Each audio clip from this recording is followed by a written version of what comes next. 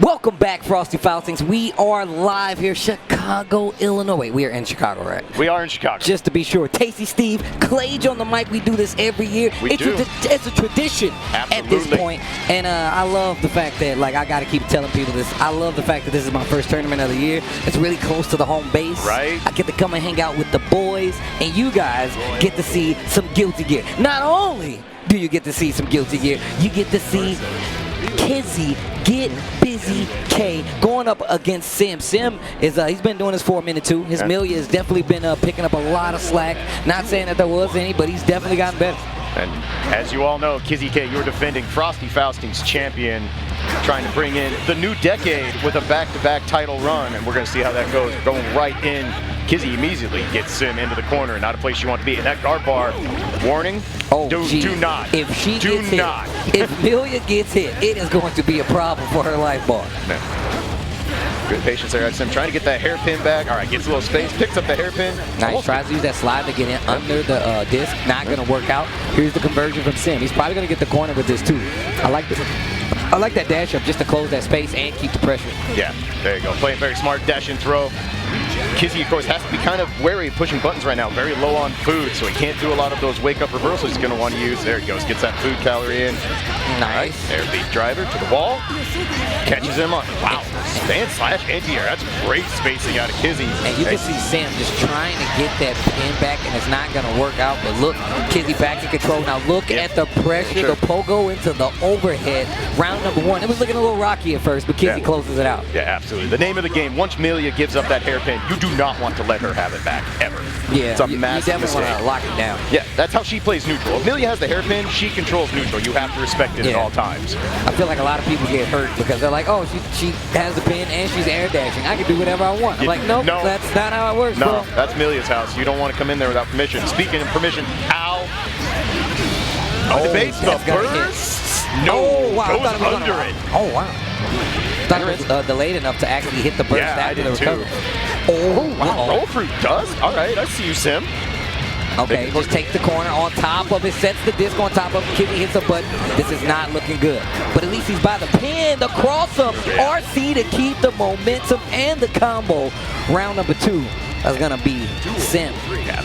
Really nice looking move there. Goes under with the crossover to the Digitalis, trying to catch Kizzy on the crossover. Does get the block, but then RCs it, keeps the pressure. Backdash through bull badge. That was actually that is really brave. Difficult. It's brave and difficult. Yeah. My man must be a firefighter in real life. Yeah, no, you get hit by that, that's a bad time for Milia, but nice conversion here, gonna catch the corner. Baits the burst, really nice use there. Ooh, overhead once again. Kizzy. Sorry, that's the first overhead, and it works. Yep. Kizzy's hit nice, but re-blitz low, but the max charge. Blitz battle in the middle of the screen. All right, okay.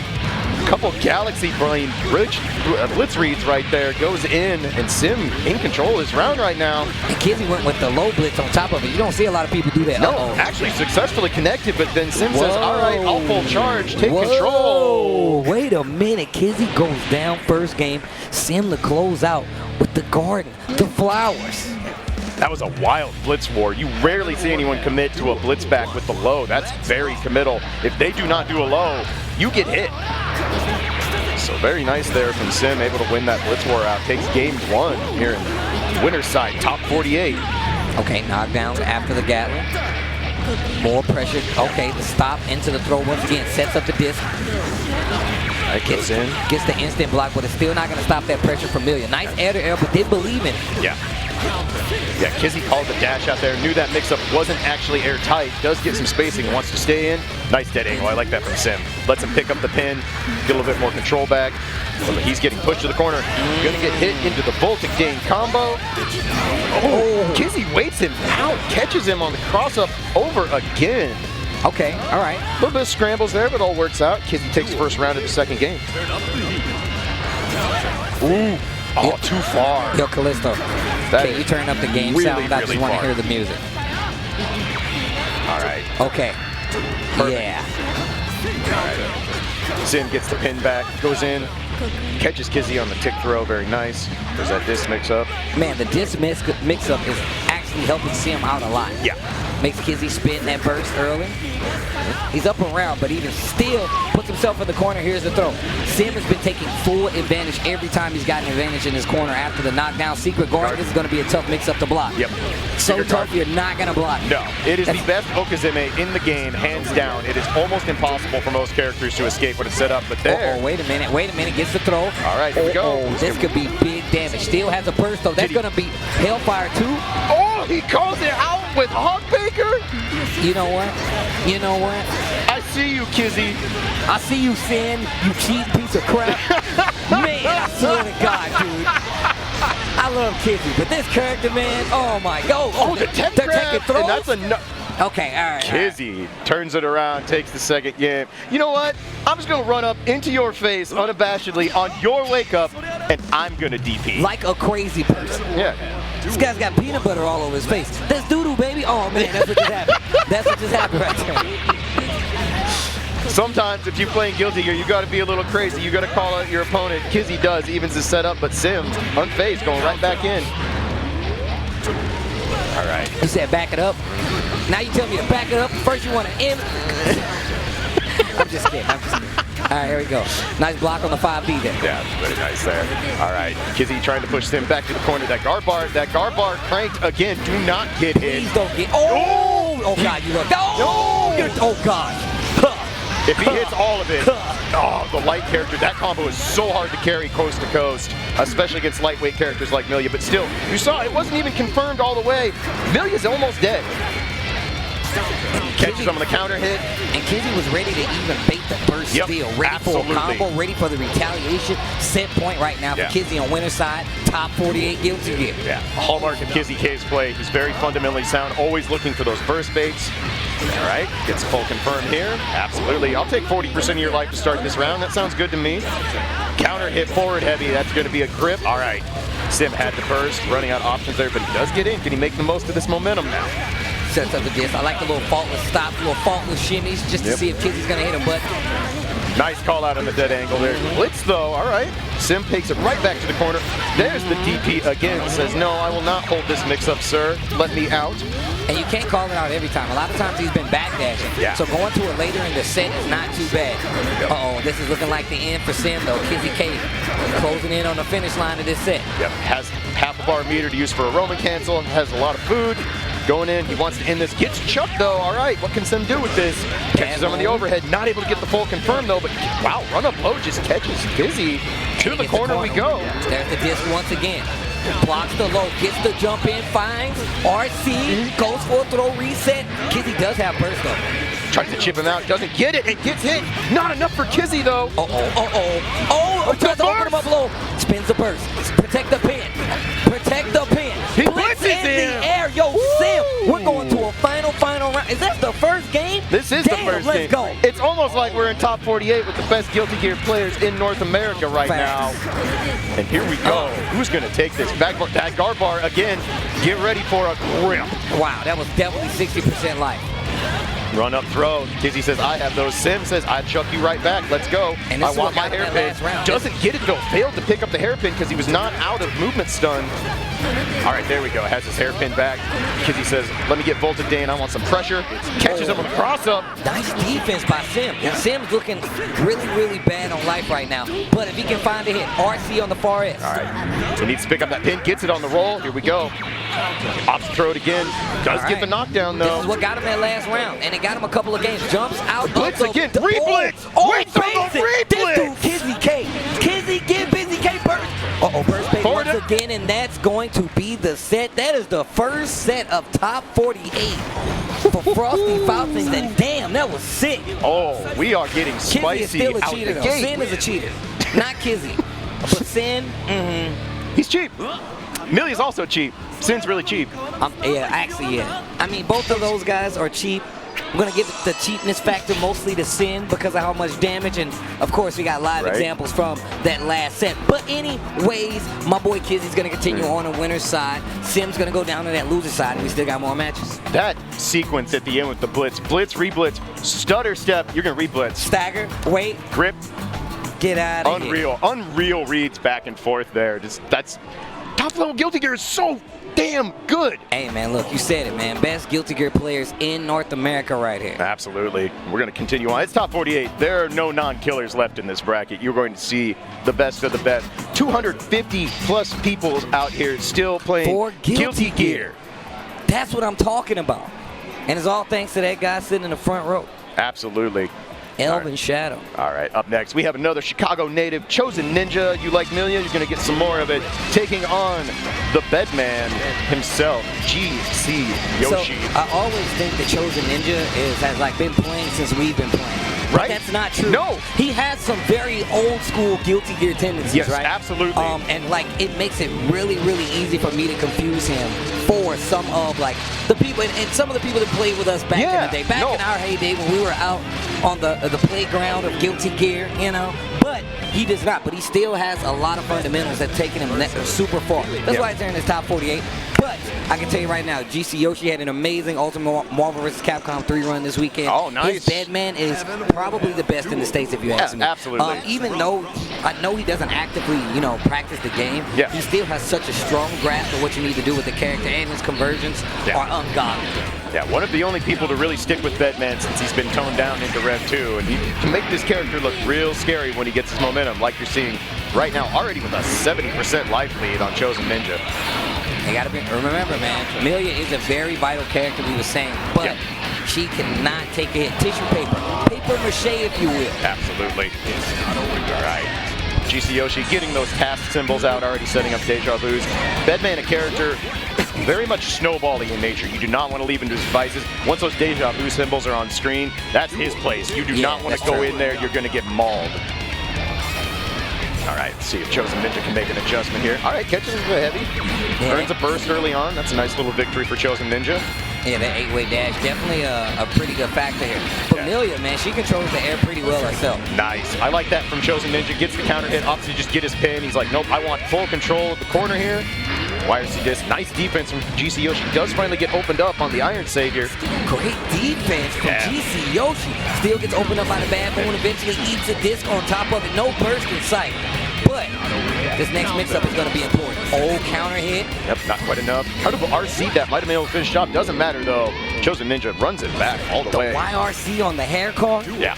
Just imagine if it was blue. Anyways. You're giving me flashbacks to some bad nightmares right now, Steve. Me too. I dream about it frequently. Trust me. All right. All right. All right, counter hit there for GC Yoshi. Gets him on the forward punch. Baits the burst. That's a bad look for Chosen Ninja. Gets stuck in the corner. Deja vu symbol over his head. Does block the cross up there, though, so makes his way out, but at a massive life deficit to start this third round. All right, both players searching in air, trying to get the neutral. GC Yoshi gets the grab. Full combo. Very nice. All right, Chosen Ninja gonna try and hold this mix-up. Does get a little room. Goes for the double roll, but runs up.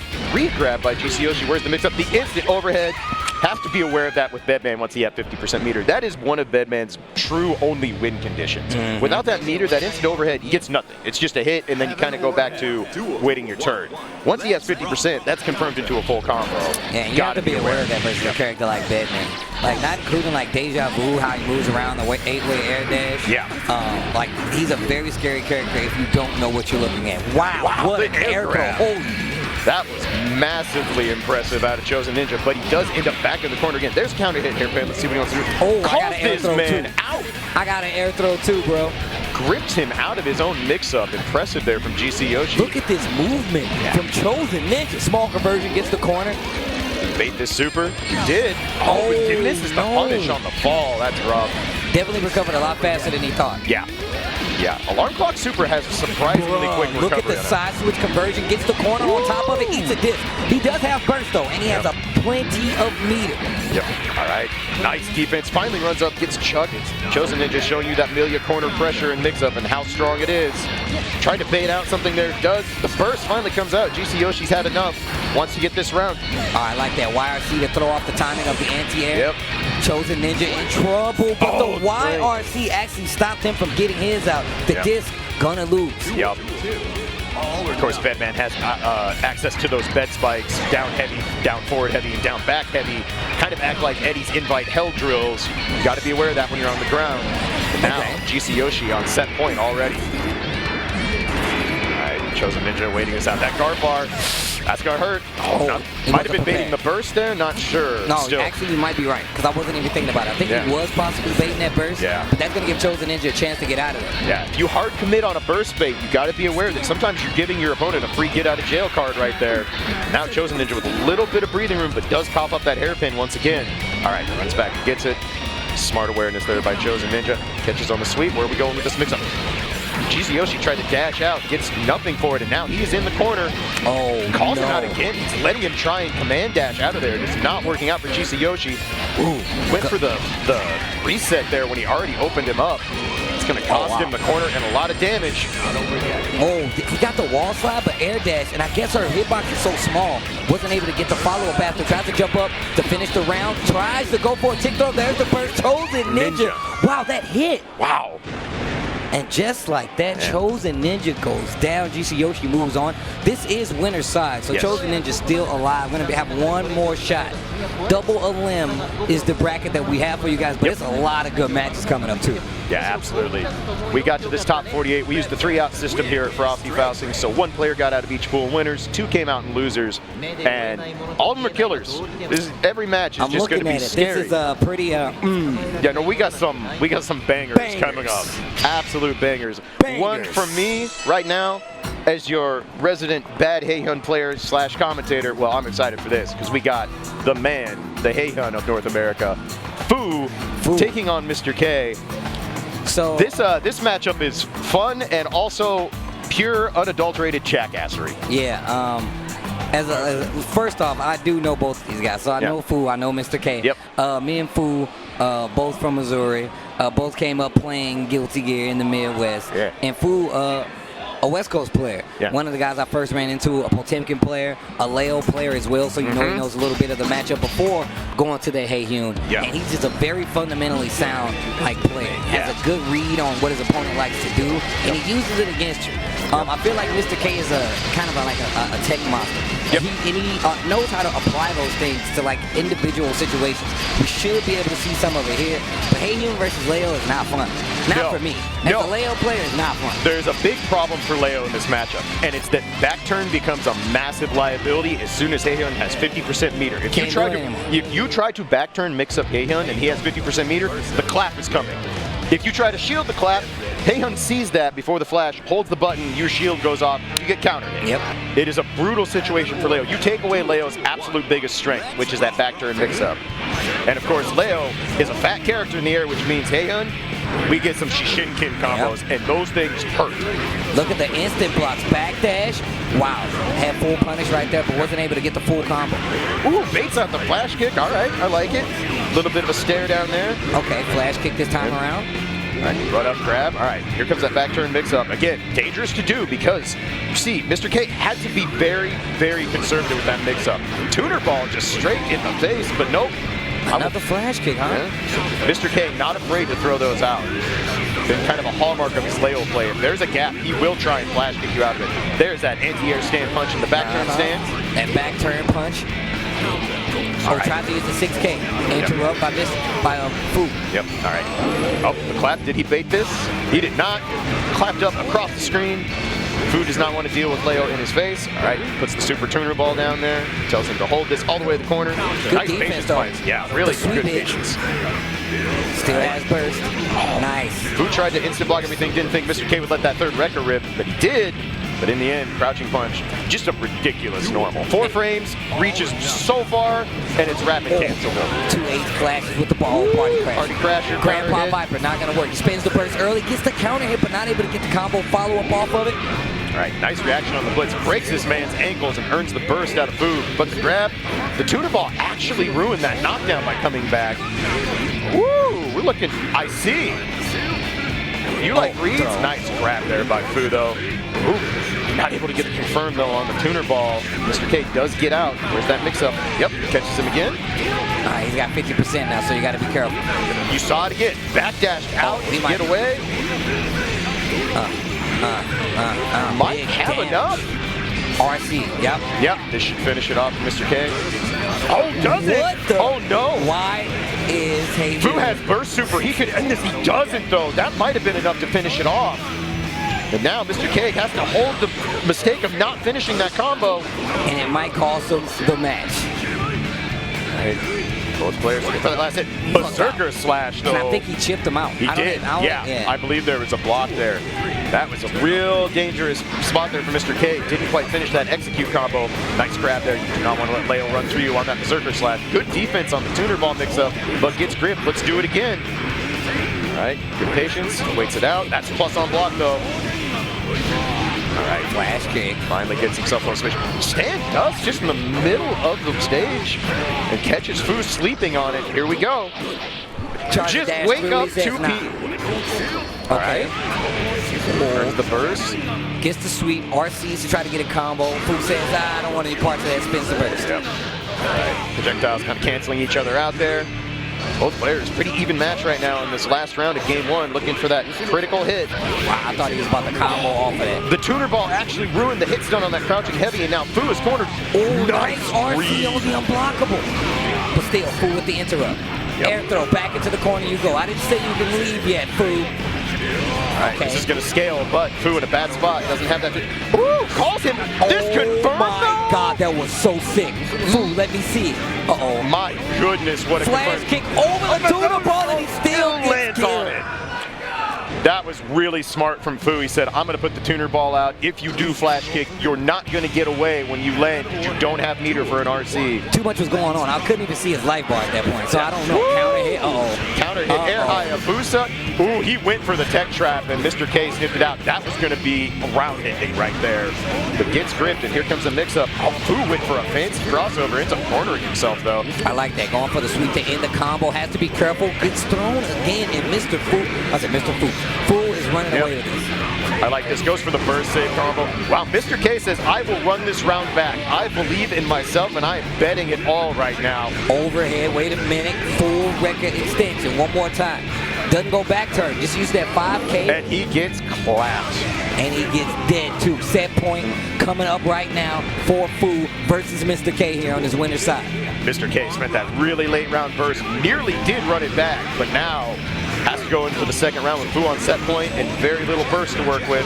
All right, nice patience from Fu there. Waits out the blitz, doesn't get baited by it. All right, good punish on the sweep. Gets both Shinken. Again, looking for that tech trap that gets caught by 5 heavy. It's gonna hurt. Counter hit on top of it. Turns up the back turn pressure, shakes out of the unblockable stun, gets the counter hit while he was crouching on top of it. Yeah, this is gonna be big damage. Like with the drop. Oh, that's a massive drop for Mr. K. That was a big chunk of damage waiting on the table. Oh, catches him on the overhead. Combo into the clap. Bring him back. Wow. Go for the ride, Leo. Okay, donkey kick. All right, to keep the combo going, there's a burst. Mr. K needs this round. Yeah. All right. Tries to air dash over the projectile, gets caught. No! Oh! Goldburst catches him on the throw through. Fu has thrown him out of Berserker Slash so many times. YRC Party Crasher, grip him again. Can Mr. K hold this mix-up? Trying to stay out of the loser's bracket. Does jab his way out. Okay, this mix-up is important. This mix-up is important. Okay, Mr. K, staying alive. Yeah, very nice. Oh, Mr. K. See, he said, oh, Mr. K. You saw, again, that 50% not there. Allowed him to use that back turn mix-up. Right, jabbing out, Fu, nice. The tuner ball spacing is so good. Blitzes this man. The low blitz on top of it. I think that, I'm not sure why forward kick was used there. That might have been an input error. Fu definitely could have got more off that. All right. Nice counter hit. Here's the mix up. Fu with good patience so far. Ooh, that was definitely not what Fu wanted.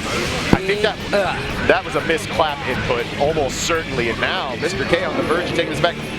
The clap, YRC, baits it, and very nice from Mr. K. Evens this setup at 1 apiece. Yeah, he's fighting hard right now, you can tell. Yeah. Couple input errors there from Fu definitely cost him. That no way that was a tuner ball on purpose in that situation. I'm gonna throw my slowest charged fireball with Leo 2 steps from my face. No, definitely not the game plan.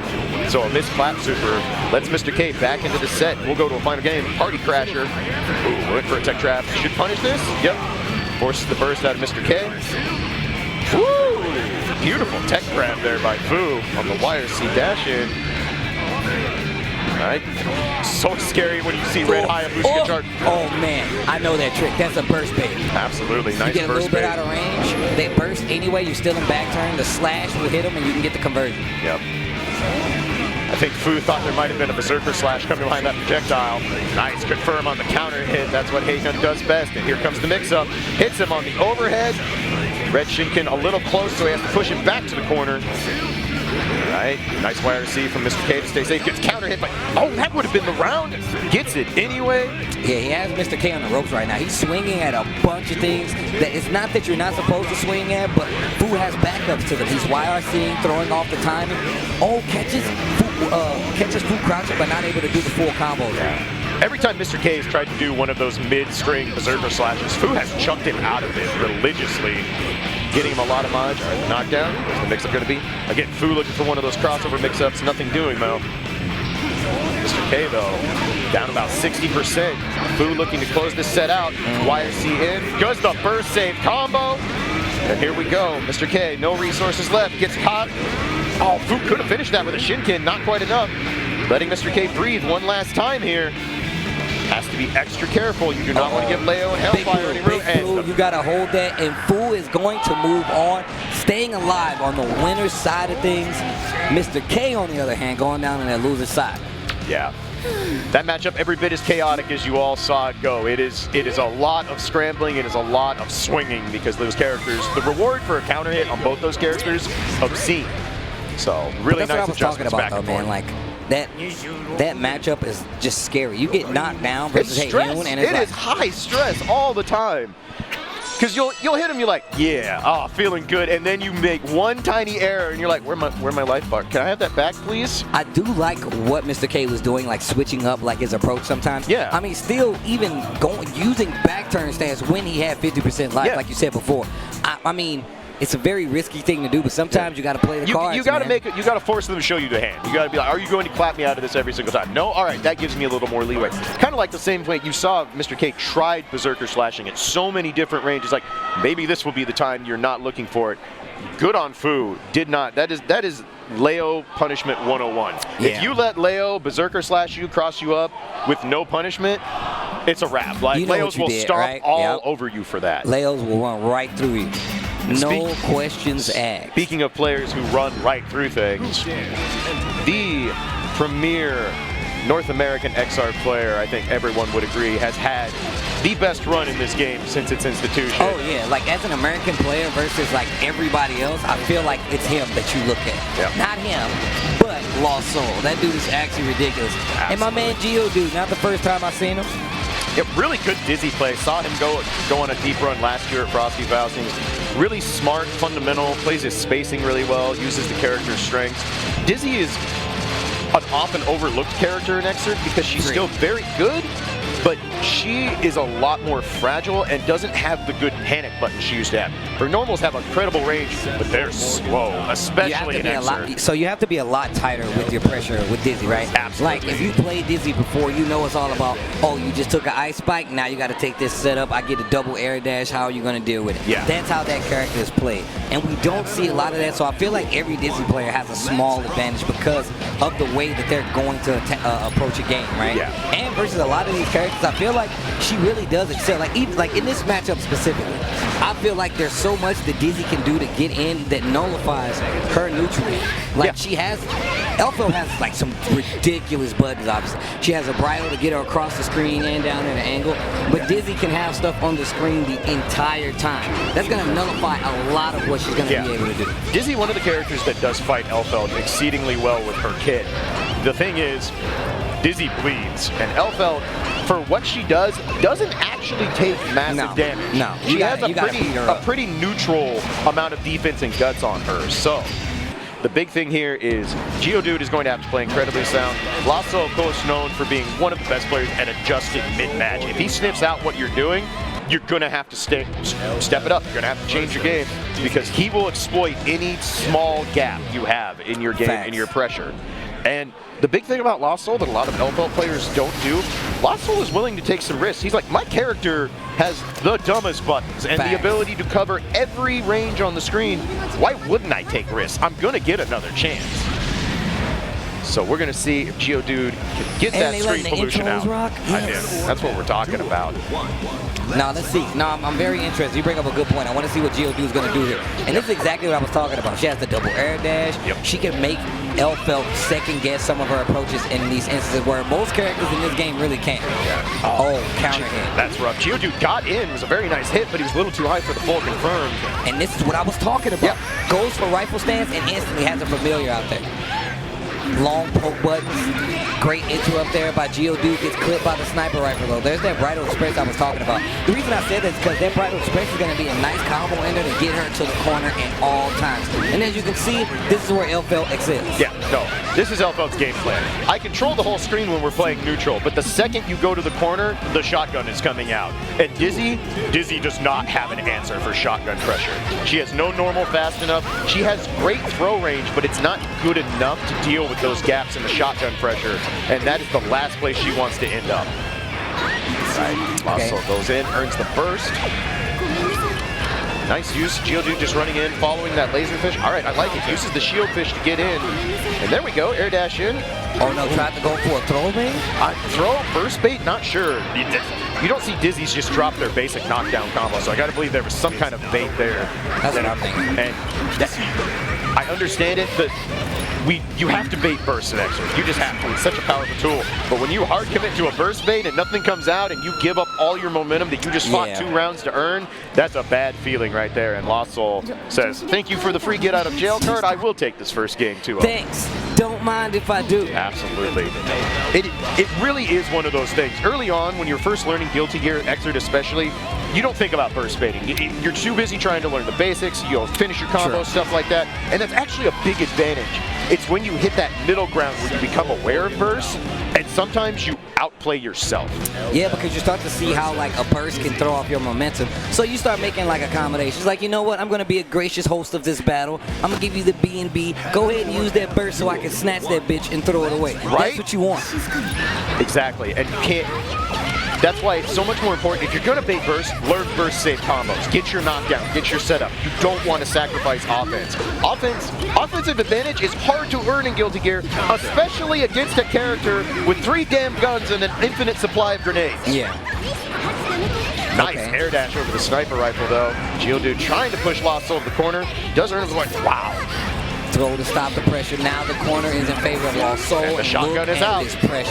That's a wrap right there. What did we say? The tiniest gap in your game, chucked. Instantly thrown into the corner, and Lost Soul already on set point. All right, Geodude scores first blood on this round. Goes up, gets him with that jumping slash. All of Elfelt's air normals, very powerful tools. The shotgun is out. Yep, can't push buttons there. Jump Dust Wire Seed is a ridiculous normal. But why do I even mention that it's a ridiculous normal? Elfelt's on the screen. You know every normal is ridiculous by now. And right now, Geodude in a rough spot. Nice block on the overhead, though, trying to wait his turn, trying to get out of the corner. You got to instant block Bridal Express. I don't see a lot of people do it. It is. Instant block a Bridal Express and get a throw and a punish. Throw or punish every time. Yeah, no, absolutely one of the first things you want to learn to try and fight Elfelt. There's the sniper rifle. Man, Steve, wouldn't your character like to have a normal that you can use on any part of the screen at any time and you can wire see it? Yup. Wouldn't that be the sickest? I wish I had me one of them. Oh, man. I wish I had me one of them. I feel like anyone who doesn't play Elfelt is like that old meme where you go up like, gee, Elfelt, why's mom let you have 3 guns? Like, because I'm cool.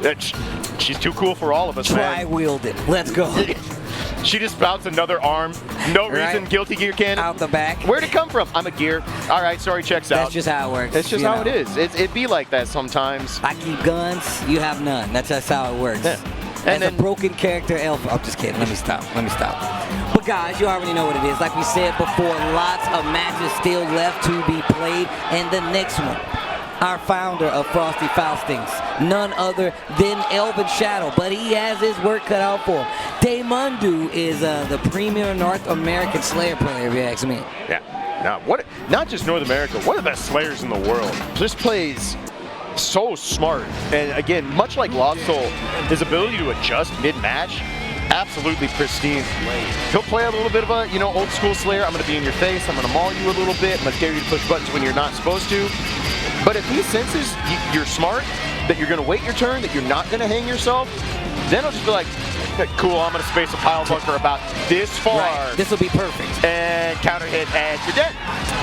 Daymondo is actually one of those guys I really look at, especially for Xrd, because I feel like it's been far and in between since we've had a guy like that who plays this character that way. Absolutely. Especially stateside, I should say. Absolutely. And of course, Elven Shadow, one of the oldest of the old school, has been playing since Guilty Gear X. I mean, that's a game, believe it or not. It is actually a game that exists. There were X's before the 3 X's. There was a single X once upon a time. There was no X's, believe it or not. There was. It's crazy. It's the world we live in. But here we go. No. Elven Shadow versus Daymondo. That's going to be Slayer versus Faust. You can tell my boy Elven Shadow is well versed in the world of Faust because of that movement. So crispy. So clean. Counter core punch. Not quite far enough to get the full combo there. And this is actually a tough matchup for Slayer. Faust controls ground space, but that low blitz call out from Daymondo, so good. All right, blocks on there. Nice duck jab. Get a little pressure back. Good defense. Canceling and going my way is not working. Ooh, and there's that counter hit pile bunker. Yup, had to burst. Had to burst because you are dead if you don't burst that. And this time there is no burst, and that is gonna hurt. No, he's still alive. Wow. Might have almost been able to close it out with the air super. Didn't need to.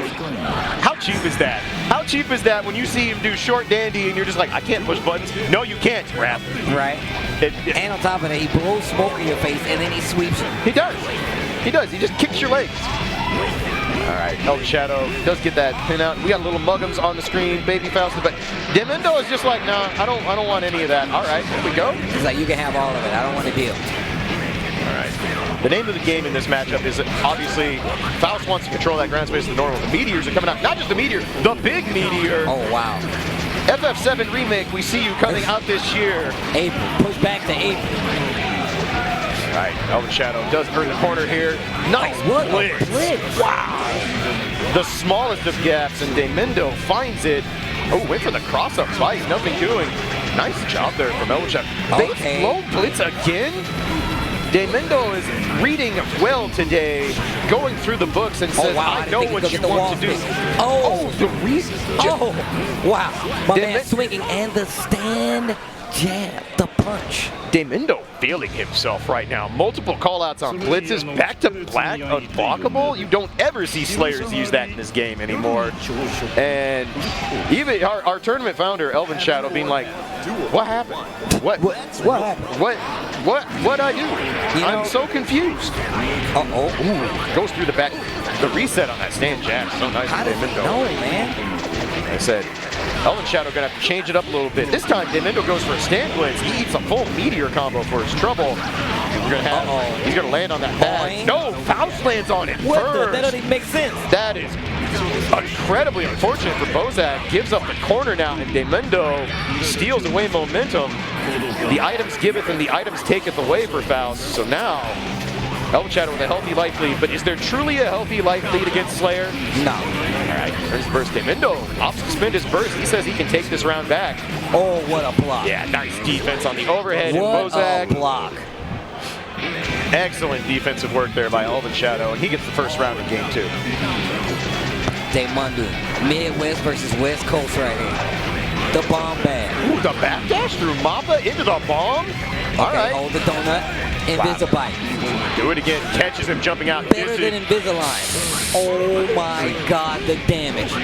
Oh my God. After a bite, the next thing that hits you is always a counter hit, and that was a counter hit out of Slayer for damn near all of Faust's life.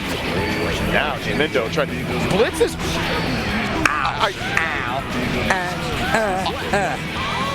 Wow. If you heard me just stop talking, it's because you're just gonna blitz scalpel pull like that? Just full screen and be like, yeah, you're gonna do it. Of course I'm gonna blitz it. He's definitely got tech for this kind of stuff. Daymondo is feeling a ways right now, but he does get punished on the crosswise heel. This man is looking for every blitz in the book.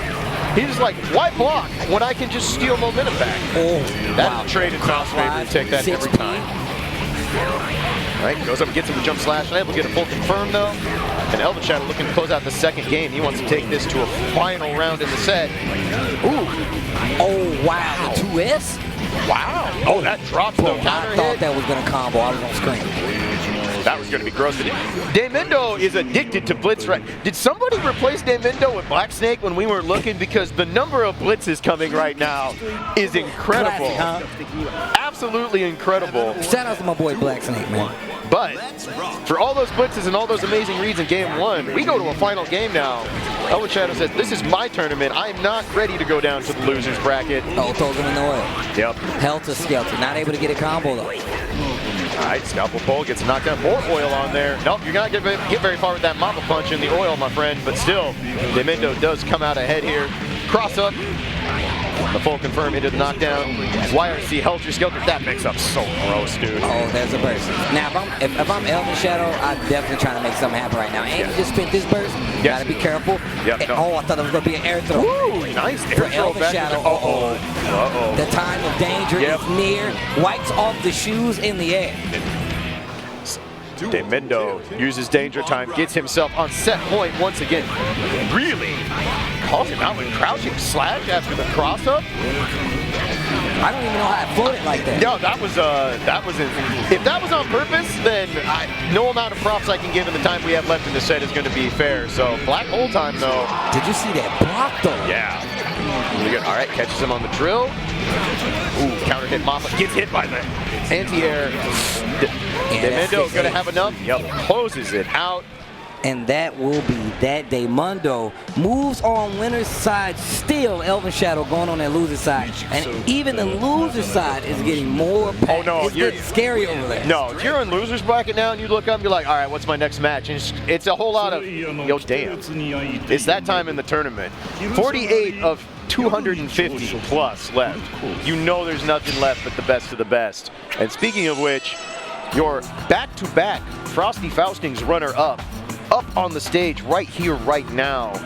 The man from Canada who's become the premier Venom in North America, Peppery Splash. Oh, so he's full Venom now, huh? Yeah, absolutely.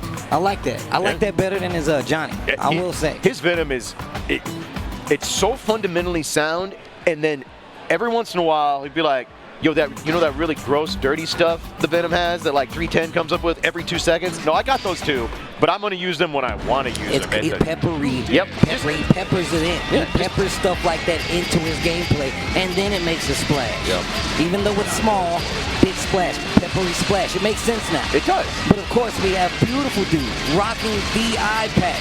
First off, I feel like that's cheap. I don't think we should let him rock an eye patch because I just feel like it's intimidating to the person he's sitting next to. If some dude sitting next to me with an eye patch about to play the game, I'm like, yo, well, obviously he's not going to be able to see clearly. I'm finna body this dude. Right. But that's not the case. If he lifts up the eye patch, it's like the general in Full Metal Alchemist, bro. He's a homunculus. This is right under the eye. Oh, I thought he was about to take it off. In my opinion, I think beautiful dude should have to grow a beard so we can call him Punish Dude. Punish Dude. With the eye patch and the beard. You know what? I'm going to start a petition. All right. And he has to do this. All right, here we go. I'm in. Let's go. Classic assassin matchup, Zato versus Venom. Of course, beautiful dude. One of the very last holdouts of the cult of Zato. Everyone else has left the building, given up on the legend. And the rest of us, well, you had your 15 years of domination. We don't feel bad for you. I was about to say, why does he suck now? Because you didn't play the game when you were supposed to. That's Congratulations. All right, so a little back and forth here. Peppery Splash, trying to push him forward. Nice kill on the little Eddie there. Calls out the summon. And that was after the backdash. That was actually really good too. Yeah, really sick play there by Peppery Splash. Went for the option select forward throw there. And again, just, nope. Your little puppet is not allowed on the screen. I'm going to kick it. Quit sending that little dog after me. This time, the sandwich is there. Empty jump low. Try to hit him with the side does. Peppery Splash says, nah, bruh. I'm trying to live to fight another day. Nice double jump on the flight there. Blitzes all of it. Okay, not able to find the hit though. Yes. Julian in trouble. Again, kicking little Eddie every time on the summon, but right now Julian on the verge of closing this out. All right. Tried to go for a raw summon. Looks like Nobudu. Yeah. Here we go. This is the punishment you have for playing Zato. You have the worst defense in the game. And now, can he hold this mix-up? The pressure's coming. YRC Stinger in, walks up, grips him. This might be enough. Why would you not dead angle? Why would you not dead angle? I'm looking at it. You have the meter. You could have dead angle plenty of times. It is. There's also the problem that Zato's dead angle sucks. It does. And Venom has this thing called sweep, and it will bait that for free every single time. And so not only does Julian not close out that round, he coughs up his burst, and now danger. That's gonna be a lot of damage, a lot of chip damage if you don't faultless that. The fuzzy jumping, are you kidding me? Yo, this dude peppery splash. This is disgusting in all the right ways. Yo, he definitely just tried to hit him with the rewind. He says, nah, son, I'm cool. I'm cool, kiddo, and that should be it. Peppery splash, taking that first game. Yo, you gonna take it off? Reveal the homunculus tattoo? You know what you don't do? You don't give the best Guilty Gear players in the country a second life. Beautiful dude gave Peppery Splash second life. He's like, literally the one-up noise from Mario Brothers went off in his head. He's like, hell yeah, I will take this round and this game. All right, counter hit Noboru. Beautiful dude starting off the second game right. See if he can turn this momentum around. The Peppery Splash right back in there. Bro, the chip. Look at the pressure. Zato has no choice. He has to hold this. Gets forward punch. That guard bar was cranked. Get ready for a grip of damage. Wow. I don't think I've ever seen Venom do that much damage in this game. That is a recipe for disaster. A crank guard bar. Zato has no guts. And Peppery Splash has the prettiest combos with the most damage and now is on set point. Beautiful dude gonna have to turn this around real fast, but is already back in the corner. Counter hit QV does get him out of the corner, so you take that, but that guard bar once again cranked to the moon. He gets thrown. I like how he's using teleport, man. Yeah. He's not only using it to like get close to the ball, but he's using it to get out of these like crazy situations. Look at the chip life this dude Venom is doing. Yeah. Peppery splash. I see you. Nice little faultless right there to slow down the momentum, get him out of trouble. Yeah, beautiful dude has not been faultless defensing enough. He's letting Peppery do way too much chip damage, letting him stay on top of him. You got to create space against Venom. And finally, beautiful dude has a little momentum. Peppery Splash, very smart, says, I'm just going to dead angle. Remember that thing you didn't want to use in the first round? I shall use it. Take back this momentum, and on the verge of closing out this set, the teleports though. That's what I was talking about. Look at the way he uses teleport. Peppery splash. Yep. Oh, all right. Nice. Beautiful drunken shade. Yeah, baby. All right, beautiful dude, not ready to go down the loser break. Bloodsaw, dead man's hand. The Julian Classic, gonna go into Execution. executor. Oh, yeah. All right, I see you, Julian. You're running it back. Maybe we take this all the way back. Oh, it's a fake Noboru. He came in a little too far. Uh-oh, this is not good. Oh, he dashed through it and came back. That is called last pocket, ladies and gentlemen. You got to go where the last ball was hit. I love that game. That's the game of my choice when I play pool. Always last pocket, Peppery Splash. Gonna go on the winner's side. Julian gonna go to that loser side, which is also looking quite stacked if you ask me. Yeah, no. But and of course, C2E2 coming up. Here are the dates, ladies and gentlemen. February 28th through March 1st, 2020. And you can see it right there. Critical Role will be in attendance. Make sure you guys go and check it out. I've actually had a chance to see these guys work. It's quite the experience. Head on over to c2e220.com/ff and grab you guys some badges. Yep, Anime Ascension coming up February 14th through the 16th at the Atrium Hotel, Irvine, California. Gonna have some Guilty Gear action, Blaze Blue, and Under Night in Birth. 2,000 pot bonuses for each game. Get out there, win you some of that anime money. And of course, Paradise Arcade Shop, the latest and greatest in arcade parts, levers, and buttons. Check out their latest gear at the booth this weekend. They are here in attendance. They do great work, so make sure you check them out. Try out the new Magenta joystick. It's one of the higher class levels available here for Paradise Arcade Shop. All right, and of course, Skullgirls now available on mobile. You want to get some good old-fashioned team game action on your phone, go over to the App Store, the Google Play Store. You can download it for free. Got new online versus modes, and it has that all-important GGPO rollback netcode. And of course, shout outs to Chicago Tekken. It's right up the street from St. Louis Tekken, so I always got to show love, bringing the best of Tekken to Chicago, and these guys are really cool. Make sure you support the community by checking out their Teespring. I actually got me a cool little Leroy shirt and just put it in my room. Monique tried to steal it, not this time, but you guys can get your own, and you can also follow over at Chicago Tekken on Twitter. Accelerate Gaming, go over right now. Use the coupon code Frosty. Get yourself 10% off at axlemerch.com. Arcade Candy Collective coming up. You guys already know quality enamel pins and keychain combos. I actually need to go over there and get me a pin myself because those look sick, especially the Vuelix ones. Check out SNK Arcade Designs at the web store. I'm pretty sure I've seen quite a few of these already, and you can use the discount code FFCandy for 10% off right now. All right, New Wave Toys, get you one of those 1/6 scale mini arcade machines. Get one of the tiny arcade sticks. My buddy Murph showed me a couple of these. These things are cool. They work. You can actually play. They are the size of your hand and play Street Fighter on it. Get one for $14.99, $99.99 for that amazing arcade cabinet. You can save 20 bucks right now. And shout outs, of course, to Ready Games. Download, play, win cash, and you can see it right there, ladies and gentlemen. $300 prize pool. Use code Frosty for secret access. I feel like this is one of those things where people always say, man, I didn't know I can get 300 bucks. Well, here is your chance. Play the Ready Games app and get that 300 cash. You can see it right there, Google Play and the App Store. All right, friends, we are about to take a short break, run a few ads, pay them bills. Do not go anywhere. Top 48 coming back at you. There are more killers left. Stay tuned. Friends, welcome back to Frosty Faustings 12, live here in Chicago, Illinois. You are smack dab in the middle of Guilty Gear XR Top 48 action. My name is Klaige. I'm here with my brother, Tasty Steve. How you guys doing out there? What's up, Klaige, man? We've been talking about some Guilty Gear already. We talked about it being the best talent in North America, but Teresa's not from North America. No, he is not.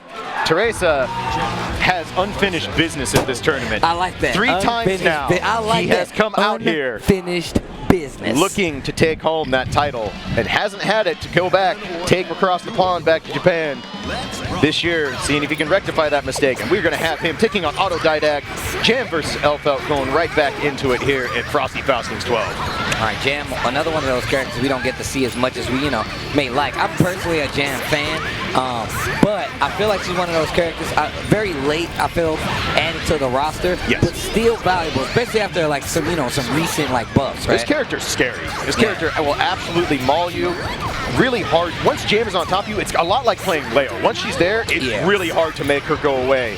Yeah. But if there is a character who has a lot of options to do it, it's Elfelt. But that parry, though, out of Teresa, very nice. Nice conversion. Almost got full screen conversion over to the corner. Yep, that guard bar, though, don't get hit, Autodidact, or that is going to be a bad time. Nice. Close S goes through that. I'm impressed. Okay. Oh, the combat roll mix up. And the side switch too. Wait a minute. YRC, YRC, YRC, YRC. We spin meter out here. Autodidact, I see you. Wait a minute. All right, where's the mix-up going to be? Going in, catching pressure. That stand kick, such a powerful normal out of Jam. Catches him on the conversion. And Teresa takes round 1. All right, going back into it here. Let's see if Autodidact can just dashes up and low jabs this man straight to the corner. Yep. And the shotgun is out. Get ready for that Elfelt damage. Ooh, that's a drop, and that stings. You are put in the corner against a character that is more than happy to keep you there. Has to burn the dead angle to get out. That's a rough drop from Autodidact. Gave up his pressure, gave up his mix-up, and had to spend 50% meter to escape. The tail end of Ryuji, but he still had quite the life lead, even with all that being said. I mean, I think it's really cool being able to, lay back a little bit. We already talked about, Jam being super good about, keeping the pressure on, and it's really hard for you to get her off of you. But if you have that lead, sometimes you just want to chill. Oh, wow. Ryujin into bow. If he hits the hit, it'll be enough. The double connects, and Teresa goes up 1-0 here at Frosty Faustings 12. That's crazy. We were looking at Autodidact do so well in those 2 rounds, and all it took was 1 switch over. 1 drop. That 1 drop, everything just compiles on there. It's not just that you lost the damage on the combo. You give up a knockdown, so now you don't get to run your mix-up on her. Then you corner yourself in the process. Now you have to spend all your meter just to get out of that jam pressure. That is a ridiculous swap in resources, and it costs Autodidact dearly, so Teresa takes the early lead. Uh-oh. All right, nice. Very nice confirm for the knockdown. You got the knockdown in the corner? Yeah, great awareness, and does earn Teresa's burst there, but knocked back down already. Going to have to fade that jam pressure. Okay, counter hit, side switch swap. once again. Autodidact, I am listening. Yeah, I am listening, sir. Yeah, beautiful movement right there. Great conversion, but Teresa fights his way back out of the corner. Yo, using the 6H's to keep that pressure going on top of it. And look at that. You saw Teresa try to actually interrupt the Bridal Express, but didn't instant block it, so they traded. And that puts him in a bad situation, stuck in that corner. Autodidact taking that first round, game number 2. Yeah, caught Teresa pushing buttons there with the Pine Berry on him. You don't want to do that. It's not a good place to be. So Autodidact earns round 1 in the second game, but straight to the corner. Parry, this is going to be big damage. No, a little too high, actually. All right. Nice grip out of the forward heavy. That's not easy to do. Okay. But Teresa right back in. Earns that key charge. Oh, finally we see a power up of one of the cards. Yep, there we go. Teresa has all the meter. Oh, that was so cheap. Yep. Once Jam has meter to play with, the dive kick becomes so dangerous because it's a full combo, and Teresa instantly erases that first round victory for Autodidact, puts himself on set point. All right, Autodidact gets the first knockdown. Ooh, counter hit Bridal Express. This should be big damage on the Pine Berry. All the way back down to the ground. Yes, we will. Hold another one. Uses the bomb, and it's going to call Black Beat combo. Look at the damage.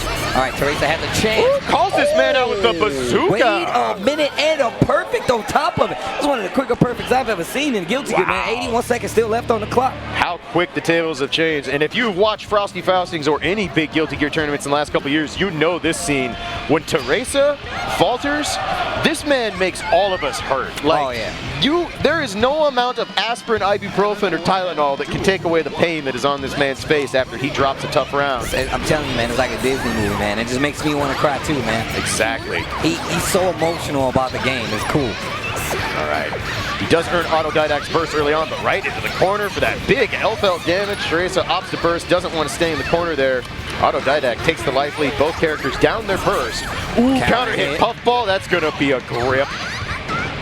Okay, gets a knockdown. Oh, the raw blitz, stand kick on top of it. I love the awareness. I love the awareness by Autodidact. Now, Autodidact is not afraid of playing one of Japan's best right now and is showing it, but is pushed back to the corner. Can he get out of the pressure? Nope. And that's what you were talking about, man. It gets really scary. She gets meter, changes the dynamics of everything. This is set point going into for Teresa. Yeah, Jam has no fast standing overheads, none at all. But that dive kick, if you do it at the minimum height, it is crazy fast for an overhead. And once you have meter, it's a full combo. Gotta be aware. The air dash gets the low this time. Tries to go for another one. Not gonna work. Ooh, jump dust wires. He pushes Teresa back to the corner. Jam just tried to punch a sniper bullet, got away with it, and now Autodidact with the rough burst. Teresa on set point, trying to close this out. See if he can push Autodidact down to losers. All right, air dash is in, gonna get the full confirm. Teresa has all the meter to play with. This is gonna be a tough mix-up to fade. Nice block. Oh my God, got the close S, but not able to make anything happen. There's the test, and plenty of meter gonna spin the burst.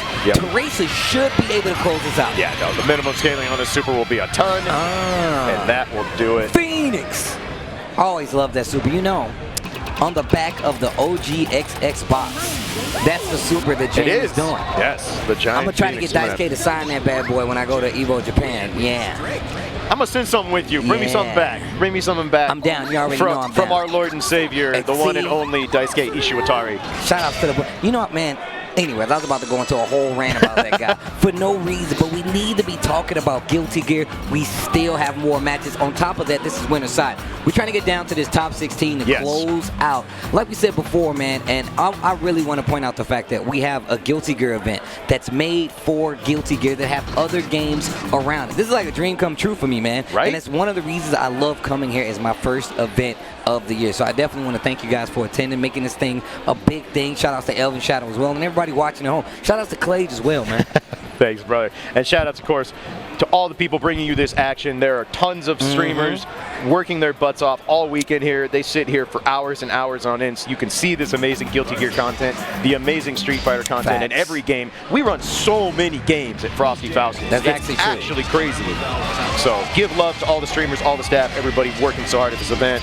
And up next, we're going to have a real powerful matchup. We have the one and only old school Guilty Gear player himself, Marlon Pai, going to be taking on Armando the Arm probably the premier Ramlethal in North America. You know me, man. Like, I'm about like being loyal to characters, no matter how good or bad. Yep. Armando is one of those guys who's been playing Ram for a long time. Yep. Since the game came out. Yep. He's like, this character is sick. I'm a player. And I mean, if you take that and you apply a long time to just how long Marlon Pie's been playing games, you can add that to Guilty Gear. He's just that nice with it. Switching to Eno just recently, he was showing me some craziness yesterday while he was training on the side. Yeah. So if he pulls it off, I'll be quite impressed. Tried to go for that sword summon set, not going to work. Yeah, Eno, a terrifying character, some of the best offensive pressure and mix-up in the entire game. And here we go. All right. The name of the game with Ramlethal, score that hit, take it coast to coast to the corner. That is where Ramlethal lives and dies, is on those corner mix-ups. But right now, Marlon Pie pushes the arm to the corner. No burst. Might have enough for a dead angle here soon. Oh, wow. Calls it out with the air command grab. Marlon Pie says, no, there will be no jump outs here, sir. Hold this guitar string round your neck. Marlon Pie takes round 1. Okay, far S. I like the arm taking his time. Yeah, absolutely. That is, if you play Ramlethal, you have to have a level of patience. She is not a character that you can just bulldog your way in and brute force wins. You have to earn the neutral, you have to earn the corner. But sometimes against characters like Eno with such ridiculous amounts of movement tools, such ridiculous offensive pressure, that patience can be your undoing. And right now, Marlon Pie is in complete control, looking to take this first game. Probably going to have enough with that super on deck. And that'll do it. Marlon Pie closes it out. Choose your house. Yeah, just this is a hard matchup for Ram. Ram's biggest hurdle, neutral. Ram has to make the most complicated decisions in neutral of any character in Guilty Gear. Because do you want neutral control by coughing up a sword and giving yourself space? Or do you want actual good normals to have in the middle of neutral? It's a really tough decision, and Rams have to make it. But right now, that jump H conversion to get the corner further on. All right, goes in, goes right into the mix-up and earns Marlon Pie's burst. Whoa, look at that. Almost had a conversion right there. Yeah, really nice. To keep the pressure. All right, it's a good adjustment from Armando so far, but he's back in the corner. Look at Marlon Pie just stutter stepping, looking for the spacing. Oh, wow. Air dash. All right, does earn the arm's burst. Jump heavy, has to hold that. Nice wire seat to stay safe. Now I like this. The arm moving around a lot this time around. These conversions starting to work out. Not quite enough there to finish off the job. Gonna try and chip him out with the laser super.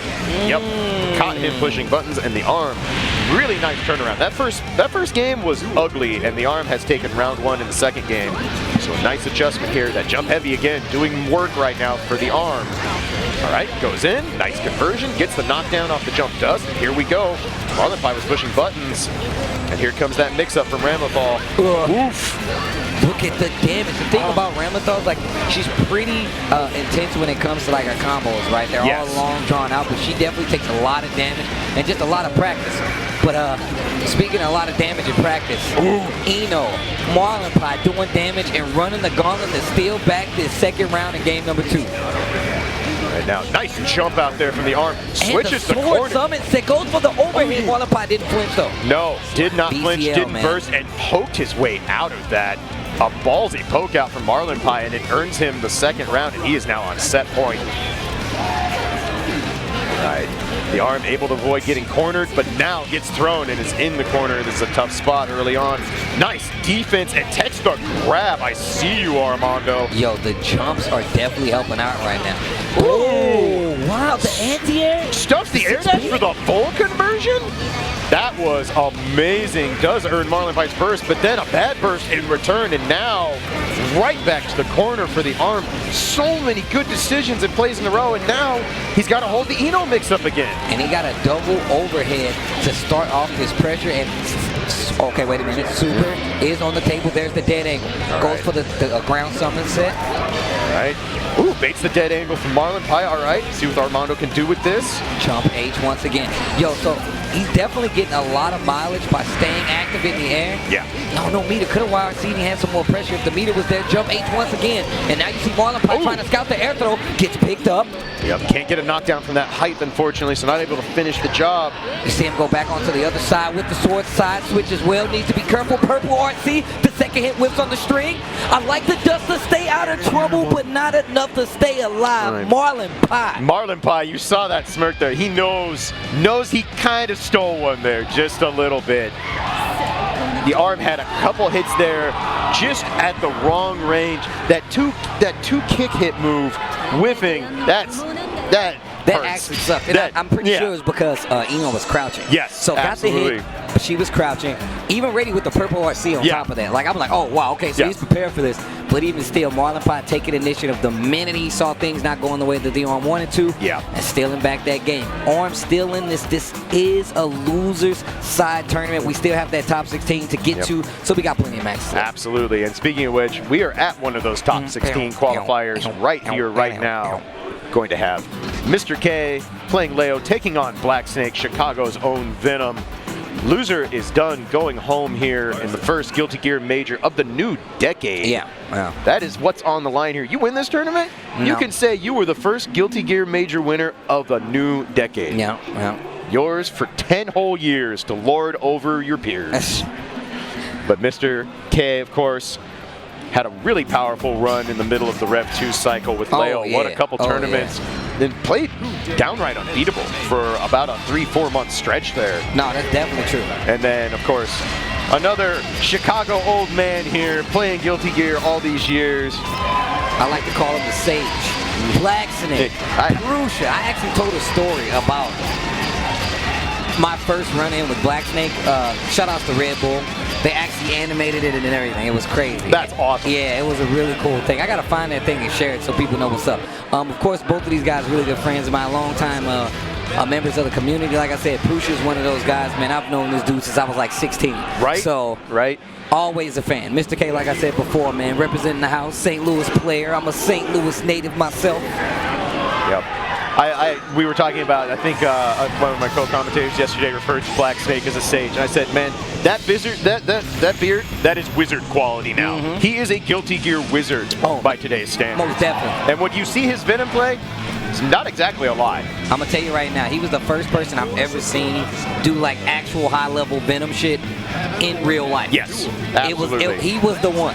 Yes, absolutely. So here we go in Leo versus Venom. How you feel about this matchup, Steve? Sucks. It sucks, dude. It sucks. That is the most concise and beautiful analysis I've ever heard. Man, people try to give me slack because they're like, man, you don't call it accurate. I'm like, bro, I know what sucks. And this matchup sucks. So, wait a minute, here we go. Oh, this is why I love working with you, brother. I'm just being real, man. Don't ever stop being real. All right, Mr. K with a nice conversion there. We going in. Stand this man up. Catches him with the back turn mix-up. Earns Black Snake's burst. You know Black Snake. Yeah. With the nice conversion here. I'm gonna tell a story between rounds as we get some time. Black Snake gonna get this full throw conversion. And the carry. Yep. Oh, I love that, man. I would have did the exact same thing, and it still wouldn't have worked. 5P. See, I told you, man. Like, I already know. I know how this works. Steve sees the future. I've commentated a lot of Black Snake this weekend. He bursts now. This messes with me. What? How many years did we talk about Black Snake taking his burst to the grave? Would you believe me if I told you Black Snake whiffed a gold burst yesterday? Oh, wow. I know, right? This is the next level of Black Snake, though. Oh, okay. All right. Gets the low blitz. Oh, that combo's so sick. That combo's so sick. Venom, why are you such a cool character? Like I said, man, Peppery Splash is OD, but this is the first guy I've ever seen do godlike Venom stuff IRL. It was this player. Gets picked up, though. Mr. K says, nope, I'm tired of this. Just let me slash out of this. Ooh, did he catch him pushing buttons? No, he did not. All right, good patience there from Black Snake. The 6P and the teleport to get out of trouble. Look at how much. Look at how hard you have to play to stay out of trouble. The YRC High air mad struggle. Nice confirm there from Mr. K. The back turn mix-up baits the burst. And that's what I was talking about earlier. Being able to just walk right out of distance, bait the burst. It doesn't have to touch anything. Nope. You get that slash, you can get the H knockdown, or you can get that quarter circle back S to get, like, you know, the push to the corner. So I mean, props to Mr. K. He baited a burst from someone who you never have to bait burst from, but this is the new and improved Black Snake. New decade, we use the burst button now. I feel like this is what's going to take Black Snake to, like, the next level. The Right? fact that he's actually bursting now, like, that's another level of gameplay that you have to think through from a Sage, bro. Look at all the... How far do you carry? Why does Venom get to carry you coast to coast? Who thought that was a good idea? I don't know, man. If you play pool, though, it makes sense. Uh-oh. It's true. Blocks the 5P, standing up this time, the super low air dash, and this is not looking good for Black Snake. Mr. K trying to get some control now. Oh, you're He's dead as hell. You are so dead.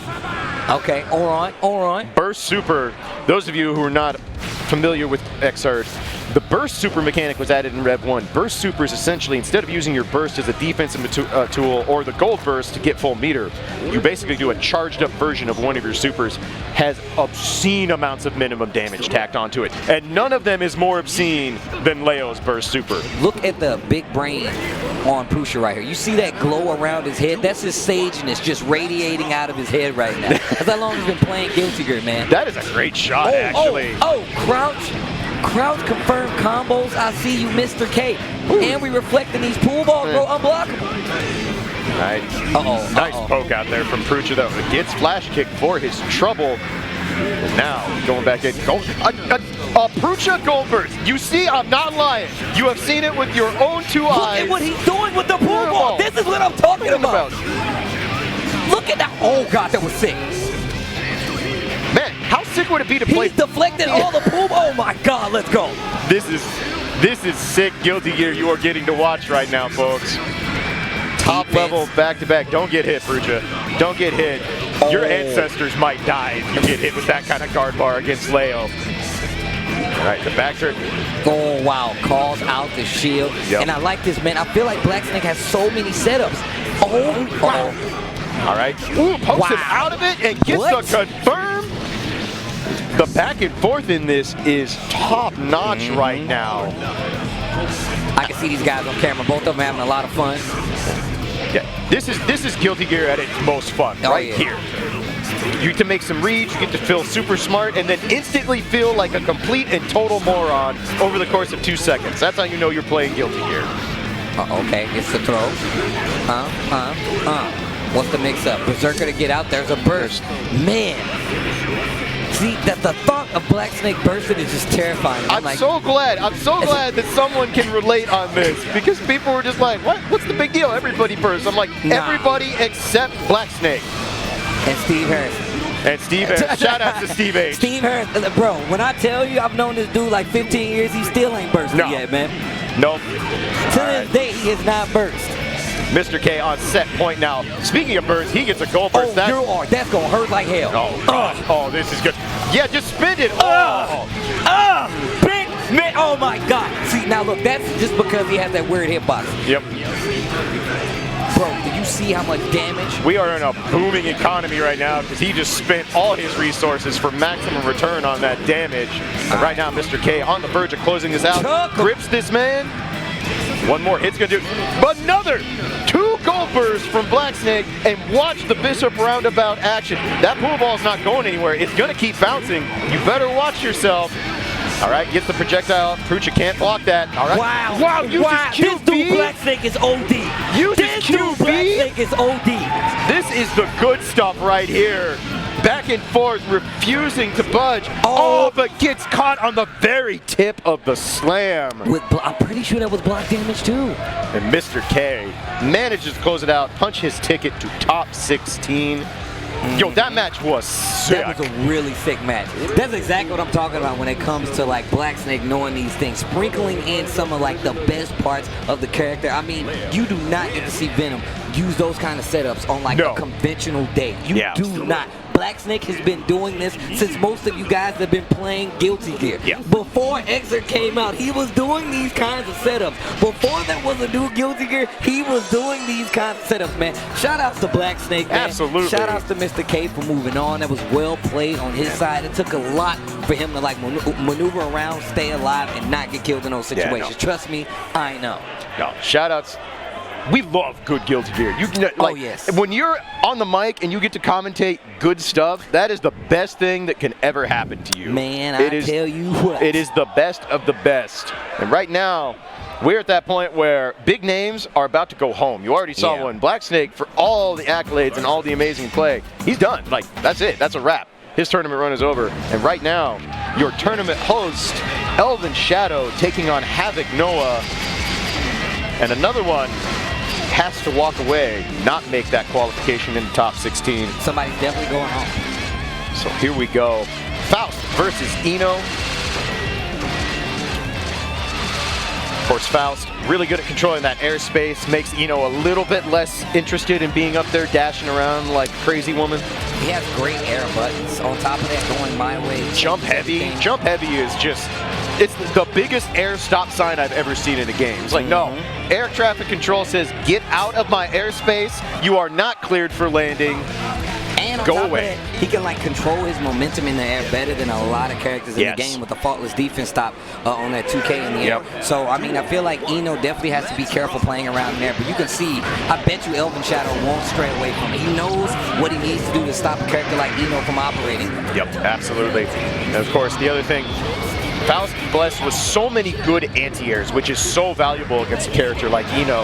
You're going to see Elven Shadow. The conversion off the poison. Yeah, that was excellent. But the cross-up dive steals Havoc Noah the corner, and now, nice grab there. Good patience out of Elven Shadow. The hot, a chocolate bar. See, and that's why faultless defense stop is so good off of the 2K, because instantly you can stop momentum, but if you get caught though, somebody calls out one of those options, you might be in trouble. All right, gets the scalpel pull. You're gonna get my way. Yep. Sets up the donut. Oh, nice jump jab from Havoc Noah there. Goes up and grips him. Oh, look out, but it didn't last for long. The backdash saves Eno. Well, excuse me, the backdash saves Faust, but gives Eno a chance to keep that pressure going. Round number one going to Havoc Noah. Air throw. Yeah, really the 2K nice. to stop the air dash is so smart. Yeah, absolutely. The oil. 2K. All right. So, it's going to be hard to move out of there for Havoc Noah, and he gets hit. That oil completely destroys your startup dash momentum. Noah able to dive out, but took a lot of damage. Nice backdash out of the vertical chemical love from Elven Shadow. Really good there. Another chocolate bar. We're not seeing that patented Bozak item RNG right now, but on the verge of taking the cigarette. The hammer. There it is. As I say it, here, let me hook you up, give you this round, because Hammer's going to trade. Bozak evens us up one round apiece in game one. 5K on top of it. Like I said, I was talking about this yesterday. That 5K from Faust is like a competent anti-air tool. You can stop people from air dashing in certain ranges. Wow, that's going to hurt. The bomb combo damage is real, and it hurts. Bozak with a healthy life lead in this first game now. Catches him on the scalpel pull. That's a knockdown. All right. Catches him a jump heavy, like we were, just like we were saying. That is not your airspace, that is Faust's airspace. And then crouching kick, one of the best all-around normals ever put into Guilty Gear. Ooh, all right, catches him on stroke, gets the corner. Where do we go? All right, he got one mix-up. He's going to have to fade Bozak's burst if he wants to run this all the way back. All right, jumps out, just goes for the clean fall and stroke. The big tree whiffs. Havoc is in trouble. The bomb? Oh, he bursted to save. That was really smart by Havoc Noah, because that was going to catch him in the middle of a combo. But the crouching heavy, able to close it out there. Bozak goes up 1-0.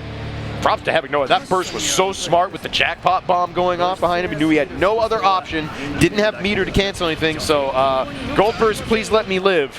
But still, not quite enough. Gold Burst, I beg of you. Right? Let me live, so as I may fight another day.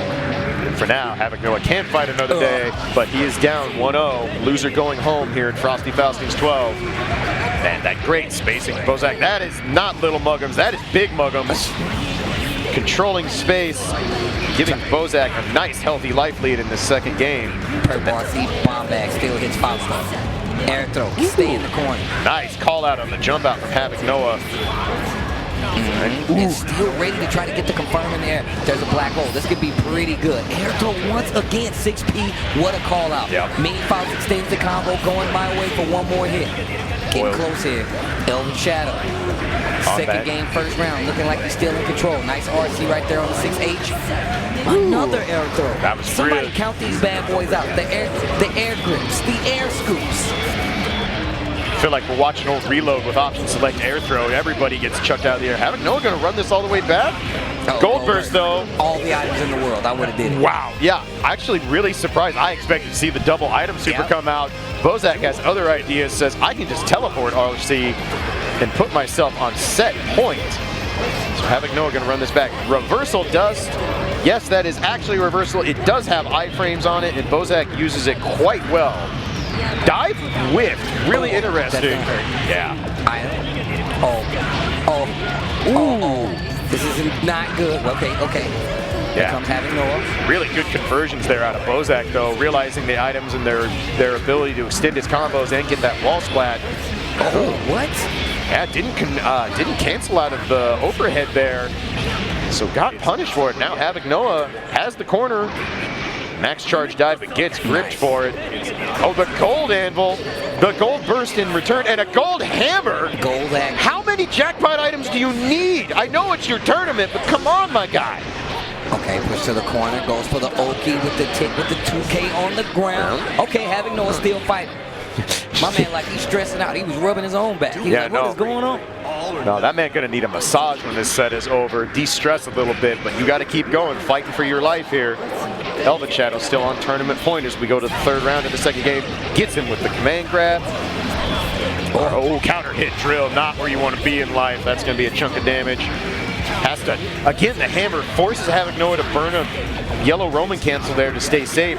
Gets hit anyway, and right now, Havoc Noah in danger mode right now, trying to weather the storm and stay alive. Good pressure, though. Yep, gets caught. Bozak watching for that burst. There's the gold burst. All right, you've got your meter. Can you run it all the way back? All right, there's a dive. Get you a little bit. Into the corner. What's the mix-up? All right, go in. Vertical chemical love, keeping the pressure on. Horizontal chemical love. All that meter is spent. We're out of resources for Havoc Noah here. He's not going to be able to negate chip damage now, and gets caught on the duck jab. And Elven Shadow punching his ticket into top 16 at his own tournament with the character, the namesake, Frosty Faustings. We call it this for a reason. Really nice play there from Bozak all around. Yo, shout outs to Bozak holding it down with the Faust. You spoke about, the Faust name. We will get to see some Faust play here this weekend, reportedly. That's what they say. Yeah. And it better be true or else. So, all I have to say is when this man is out in the audience and that trailer drops, watch your arms. Just, Look, I just want to see how he plays. If something dope happens, I can't control what happens after that. You are Dark Phoenix with trailers. You can't control it. Somebody, that's actually true. Somebody is losing limbs, is getting bear hug. It's just, this is part of life, and we all accept and love you for it. Okay, all right. We all about it. Travis told me it's cool, guys, so That's right. I take no responsibility. Just like everything else in life. So coming back up, we have Beautiful Dude coming back up on that loser side. We saw him go down a little bit earlier. He's going to be going up against SQ. I'm not too familiar with SQ. Yeah, no, I am not either. I want to say I saw him playing in the team tournament yesterday a little bit, but didn't get a chance to watch much of the early pools before I got on. But we got a Sin, and we have seen the success that Sin has had at Frosty Faustings over the years. Okay, SQ.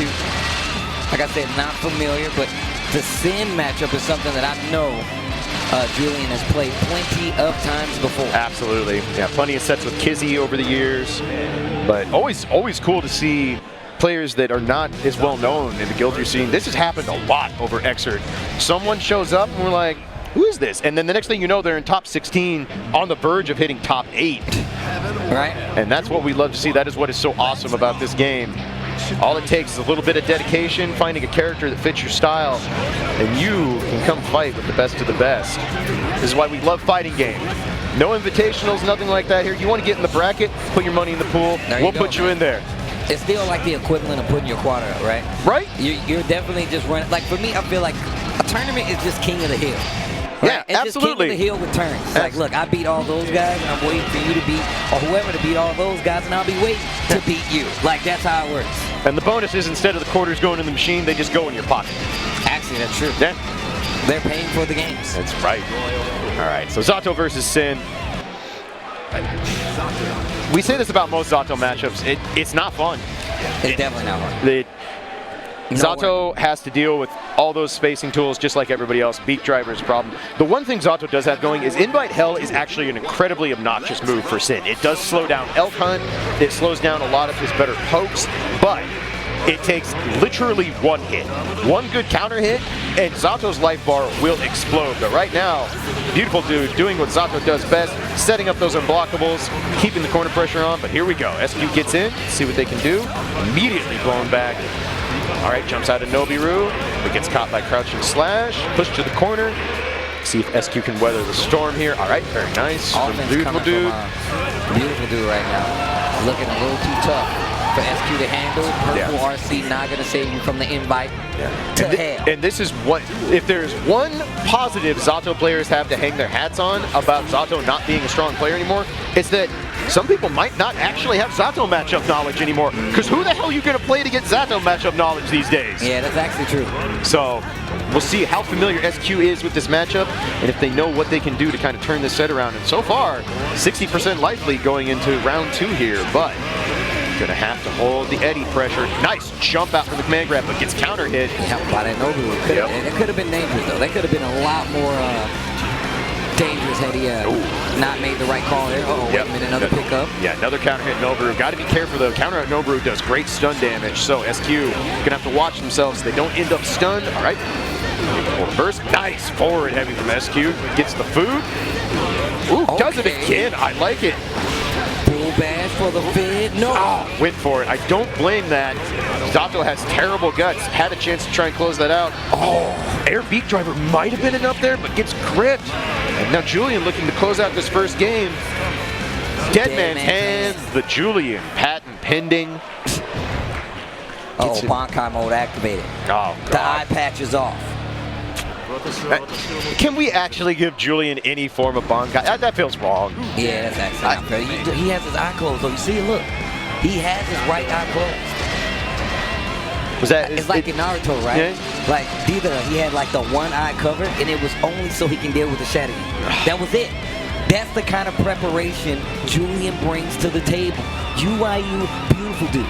You know we're going to get mauled by Shonen Jump fans outside the venue now, man, right? It's cool, man. Maul me if you want to. I'll activate my Shonen. No, I'm just kidding. Let me stop. Let me stop. All right, going into the second game. Beautiful dude up 1-0 over SQ. See if SQ can make some adjustments here. Get a few of those patented Sin counter hits and try and delete the life bar of Zato. All it takes is one. It does.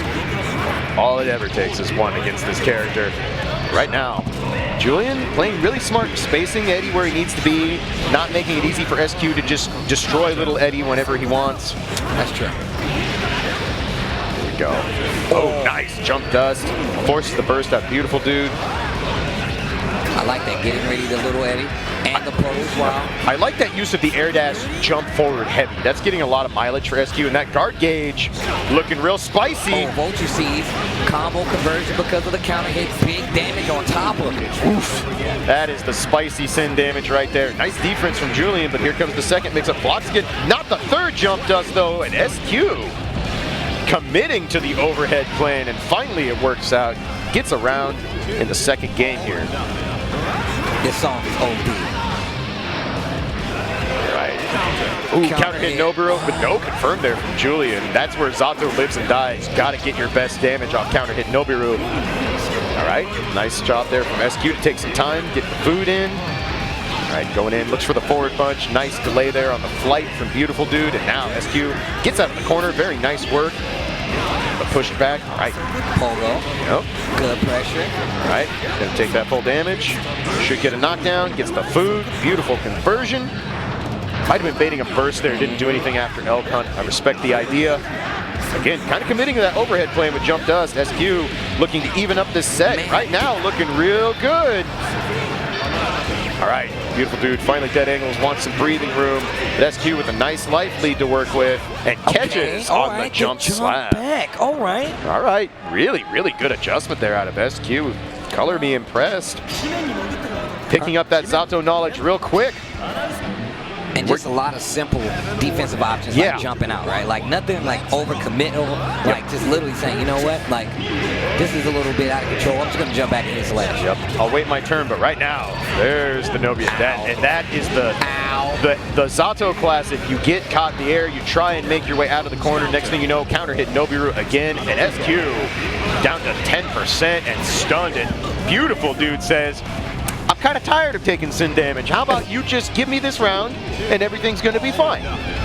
We'll talk about this later. So just like that, beautiful dude back on set point. All right, nice job to kill little Eddie there from SQ. Nice forward punch, all right. Going in. Beautiful empty pogo in the low, takes the food. All right, I like this pressure, forcing Zoop, beautiful dude to wait. All right, good purple RC, goes up, grips him. Oh, nice. Finds the empty jump low. There's the gold burst from Julian. Still has a little bit control of the screen, really close to that corner. Yep. All right, nice unsummon to keep little Eddie alive there. Does it again. Oh, nice YRC. Yeah. Stops the pogo, keeps the corner, the puddle's still there. Tries to summon little Eddie, the 2S to stop the approach. I like what SQ's doing right now. He has the life lead. Julian is in trouble. Yeah.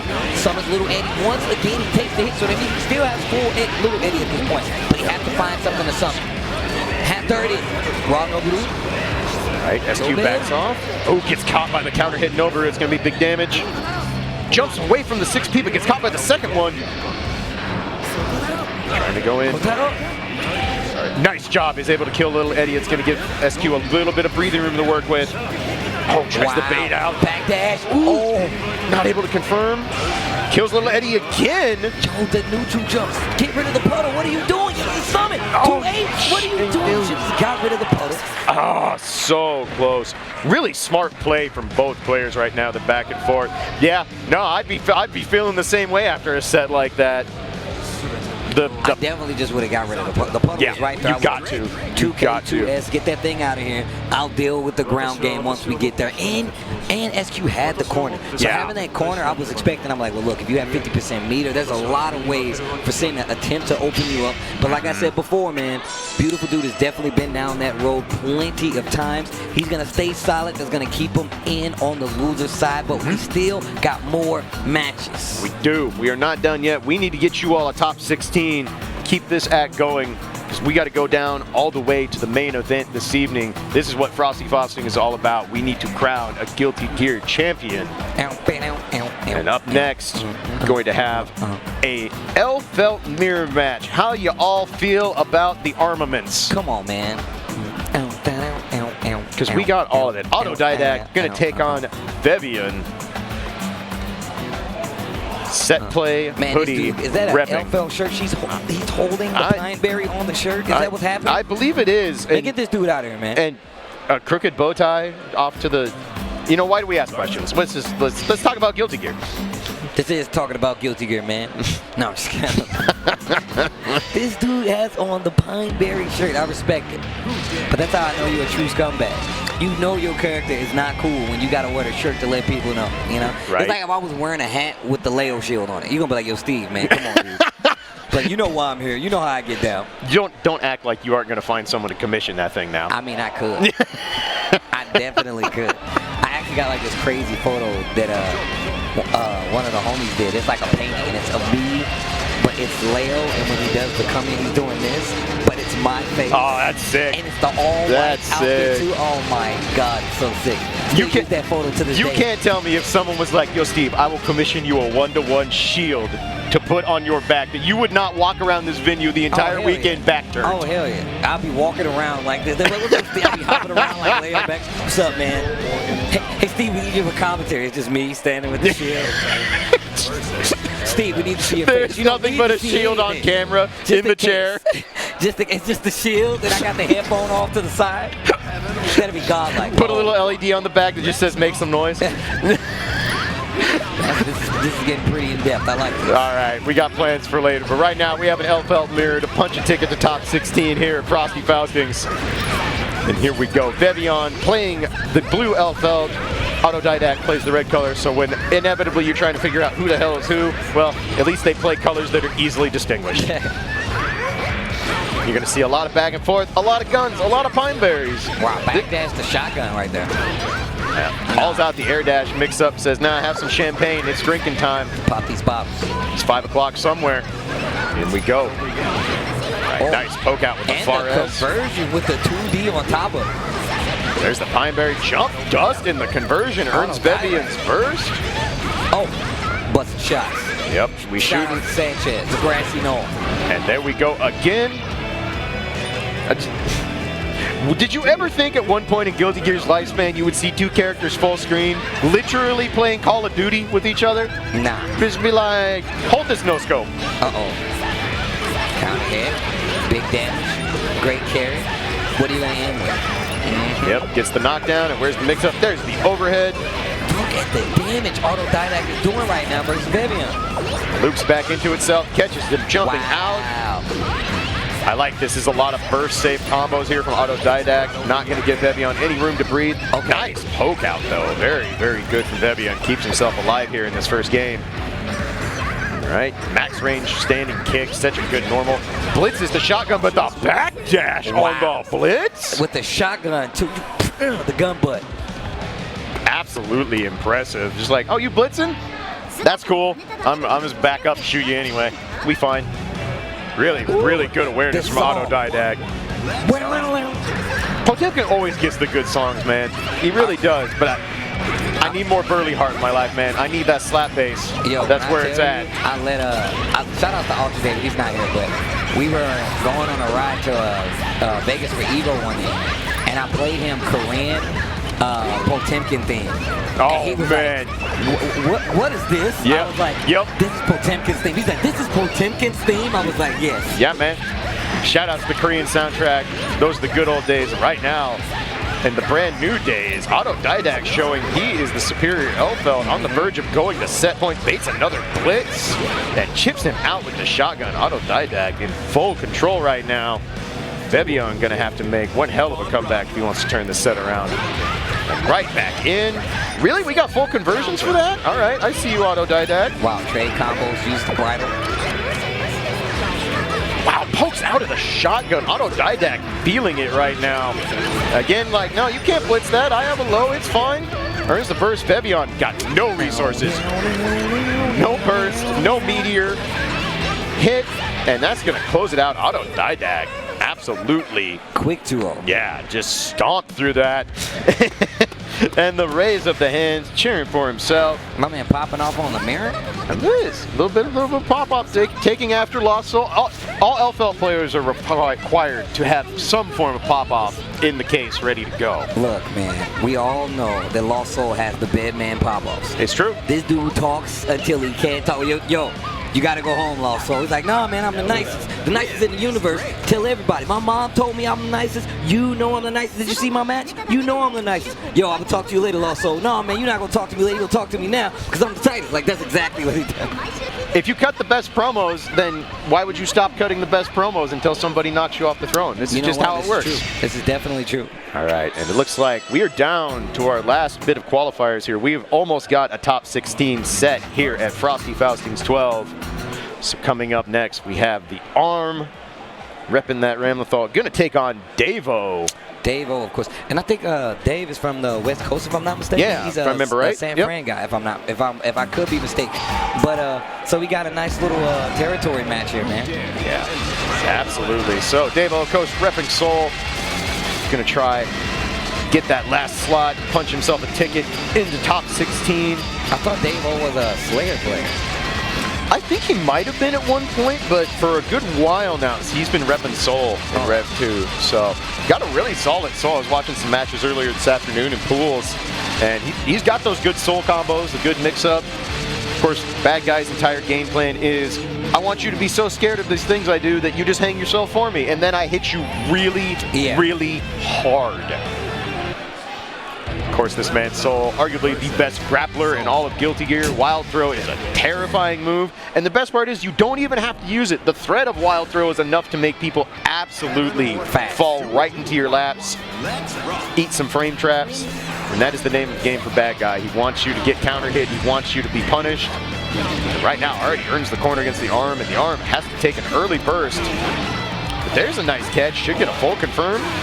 All right, I see you, Armando. Oh, a drop though. Possibly a burst bait, not sure what that was, but unfortunately a big drop for the Arm, and now finds himself cornered. Nice wire seat air throw. Very impressive out of Devo. Right now, it's gonna hurt. A lot. Yeah. Ram is definitely another one of those characters that has low life as well. Okay, air throw set, sword, yep. All right, starts now the pressure. Big damage here on the table, but burst is right there. Yep, of course, burst. Oh, wow. We let it rip. And the double? You gonna hit him with the double? Okay, all right. RC, do it again. Devo's like, I'm not using my burst. I'm just taking this round right here, right now. Volcanic Viper gets him out, but the Arm. Counter hit, gives you a combo conversion. It's gonna get the corner for the Arm. Yep, smart burst there. That is one of the safest places to burst against Ramlethal. And of course, one of Ramlethal's biggest weaknesses, she builds so much burst for the opponent. You want to burst early against her because you're going to get it back. Early and often, I feel like. Yes, absolutely. But there's the backhand Ramlethal mix-up. You're going to try and block that overhead and low. Never mind, I'm just going to command grab you, put you right back into the sword blender. And this should be enough to chip this out. And the perfect on top of it. One round apiece. The Arm versus Devo. Yeah, nice adjustment there from the Arm. We go to a final round in this first game. The last spot in top 16 on the line here at Frosty Faustings XII. A little bit of a drop there from the Arm. Really uncharacteristic. The Arm is one of the best players at converting his combos, but yep, there's your safe burst point against Soul. When you see Jump Dust come out, that is your cue to hit burst. Don't do it anywhere else. You're going to get baited and have a bad time. Nice grab there from the Arm. All right, got the corner. Nope, I will not be holding this mix-up, sir. You got to go quicker than that, bucko. Absolutely. The Arm corners himself. Does have that sword, buys a little space. Waiting his turn. Yep. Nice patience by both players trying to earn back that neutral control. Ooh, okay, the 6P. Yeah, the 6P trades with Jump Heavy. And the Arm earns the burst. Has to RC, though, because Daro got blocked. All right. Man, the back and forth in neutral, really impressive right now. No one able to truly take control. Good defense into a backdash, but really good. But does get gripped out of Bandit Revolver. Bandit Revolver again, though, knocks down. There's no way that was intentional. No, but you take those, especially when a top 16 bid is on the line. Going down to the final game. Did he catch him pushing buttons? He sure did. Great call out there from the Arm. Playing old school Marvel right now. Just like, you do something, I got a beam. It's really large. Kablam. I like the way she looks. She leans back and the beam's just going crazy. She goes mad chill. Just like, you're gonna lean this back. You know, I really like Ramlethal's attitude, man. Doesn't go too high. Just stays in the mellow side of things. Outside of that creepy grin. You know? You can see Ram's down for a chill weekend. Got the chill vibes. All right, here we go. Gonna carry all the way to the corner for the Arm. This time we're baiting those reversals. The Arm has had enough of these shenanigans. Says if this is your plan to get out of the blender, it is no longer going to work, good sir. And right now the Arm on the verge of getting himself to set point. Okay, wait a minute, Devo. We need to make something. She needs to change something now. Yeah, that is the difficulty when playing Bad Guy. You score a few reversals, you think, all right, I've got my get out of jail card at all times. But now the Arm has made the adjustment. But Devo earns the corner early. There's that forward punch. Gets the Arm's burst. The Arm already down half life. But nice far answering the Daro. Yep. Again, I like the instant burst against Ram, but we're going back to the corner. Carry this coast to coast into the dust. And where will the setup be? Where does the reset happen? We're taking the knockdown. Where's the mix-up? Oh, the fake cross-up. It's Soul. That's the Arm special, man. Yep. After knockdown, sets the high set sword right over you, does the jump, ambiguous, you don't know what side he's going to be on. Gets the combo conversion, YRC, nothing come from it though. All right, the Devo has spent all his resources trying to get out of the situation, but now this might be enough to wrap it up. That might be it. All right. And you still have both swords there as well. There's the mix-up.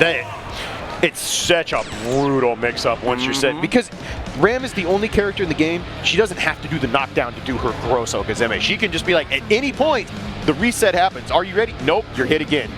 That's a full reset. And of course, we could not be bringing you this top 16 qualifiers without our sponsors here at Frosty Faustings 12. Shout out to Arc Systems Works, of course, the creators of Guilty Gear, and Blaze Blue Cross Tag Battle, version 2.0 available out. Check out all those new characters. And of course, Grand Blue Fantasy Quarter 1 2020. Look at the cast of characters. There's so many cool characters that I want to play on this game. Make sure you guys check this game out. It's beautiful. Shout outs to Side Games. And of course, shout outs to Arc System Works. Quarter 1 2020. Please make sure you guys check it out. Absolutely. Also, be sure to check out Naptown Clutch 2020, April 24th to 25th over in Indianapolis, Indiana. Got a $30 venue fee if you get on the early bird special. Go over to SmashGG/Naptown Clutch 2020. Get yourself registered. Super TSB March 6th through 7th. Smash.gg/Super-TSB is where you want to go if you want to get signed up. Of course, it's been going on for quite some time. They have a brand new venue. Make sure you guys check it out. Some of the games: Grand Blue, BB Tag, Rev2, Eunice, and of course Central Fiction and Melty Blood. Pre-registration ends at the end of February. Go check it out. I already gave you guys the site. I need to attend one of those myself. Absolutely. Second City Smash coming up May 9th. We got a ton of events this year. Going to be a $1,000 pot bonus for each. $300 to your top 4 ladder placers. Full day of play and side events, and you can earn that placement to the Series 2 Invitational in December. Check that out at the Ignite Gaming Lounge right here in Illinois. And FGC meetups at Ignite. Make sure you guys check out Ignite. I've been there quite a few times. A wonderful venue. And they have Ignite Skokie. Is that how you say that? It's going to be every Friday starting February 7th. You guys go out, play some Tekken 7, play some Street Fighter 5. They got Soul Calibur Rev 2 as well. And that's produced by Low Kick. Absolutely. And Accelerate Gaming, it is real cold here right now. It is in fact frosty. Go get yourself a nice warm hoodie. Stay out of the frozen tundra. Go over to axelmerch.com. And of course, Game Changers Arcades. These are pre-made arcade cabinets. Tons of customizable designs just in case you guys want to give it a check. And they come with full arcade sticks on both sides for that authentic arcade feel. I know you guys like to play in your underwear at your house. Make sure you try this out so you can get that quality feel. Play in huge. I mean, I just feel like it's one of those things that everybody needs in their house. I'm going to get myself ones. You guys should too. Absolutely. Be sure to check out Ready Games. You use the secret code Frosty. Get yourself access to an exclusive game with a $300 prize pool. You can win actual cash prizes. Get over to ReadyGames.com on the App Store or the Google Play Store. Check that out now. Well, guys, it's been quite the fun. We have our top 16. This is a Guilty Gear tournament after all. It will be coming up, so please stay tuned. But first, we're going to get to Eunice Top 8. That's going to be coming up at 5 p.m. Central. Make sure you guys check it out. I'm pretty sure we got some Uniclear here as well. So if you want to get the precursor, check out Eunice coming up at 5. And then Uniclear is here. But until then, Klaige. Hey, my brother, always a pleasure. Thank you for sticking with us, keeping this Guilty Gear action real. We love to bring this to you. Don't go anywhere. We got way more coming up for you. Stay tuned to Frosty Faustings 12.